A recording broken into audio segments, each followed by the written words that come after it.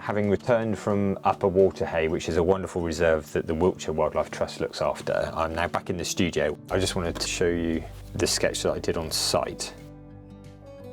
So I've got that in front of me. I've got the tablet here where I've been having a play, taking that as the base, and I've been manipulating things around. So I've brought out these beautiful dewdrops, which you can see in the image itself.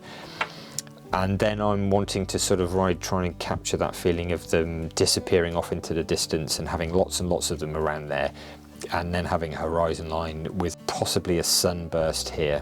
So I think that's probably going to be the composition. I'll probably just work straight from this now up onto a canvas.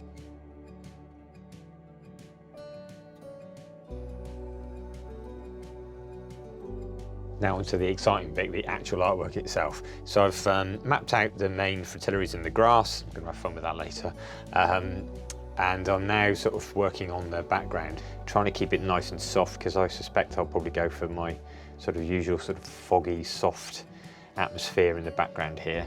The main background and horizon line is now in, and obviously more importantly, I've now started putting the detail in the foreground. So I want to get all that detail in so I can work out how best to do this bit, because that's quite a chunk across here that needs to be very subtle, but I want to try and make sure I get that sense of depth. So that's going to take a bit of work. So I want to get this in first so I can therefore work out how best it's going to be done. It's a real thrill to have finally got this one finished. So this is the finished piece of the very, very first picture from the Wildlife Trust project. This will always have a very special place in my heart. When we walked in, we were just greeted by this glorious sight of all of these snake's head fritillaries sort of scattered out in front of us. This is a flower that apparently used to be incredibly common. People used to pick massive bunches of it. That might be part of the reason why it's not so common now, but it's probably more to do with habitat destruction. This meadow flower doesn't carpet the ground in quite the same way as bluebells and garlic can. It's more like stars in the sky rather than sort of like a full-on carpet.